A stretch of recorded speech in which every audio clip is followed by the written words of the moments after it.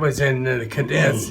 I was told that the government had a regular town set up building the A-bomb, and they were going to need new planes. They were going to need a bigger super fortress to carry these A-bombs, because the new plane was going to have to fly over 30,000 feet high, and the new plane had to have a longer range on it. And I was determined to get into that. And I can tell you, when I did get into it, they abolished the cadet program and made me an MP. I didn't want to get out of that. I wanted to get out of that.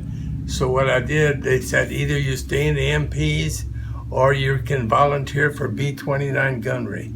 Man, I jumped on that right away.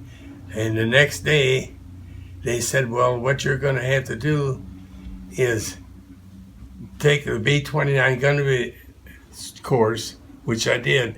But the next day, I was out taking physical training. When I was into the B-29, they accepted me because of my previous training.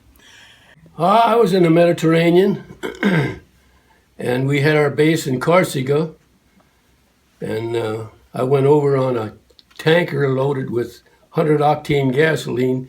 We had 2 PT boats on there, and Douglas Fairbanks Jr. was on the bow. He had 2 crash boats, and we unloaded in Oran, North Africa, and from there we went to our base in Corsica. We used to operate out of Corsica to southern France and Italy, and it was about a 90-mile trip. We only operated at night, most of the time at night. We'd go on patrol. And then we went to Okinawa. That's about the best of it. The worst of it was New Guinea.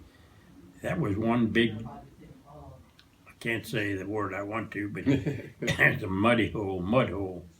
The climate there was terrible. We was getting stuck all the time, even the tanks, all of our things. It's just a terrible place to be at without the little, what should I call them, sneaky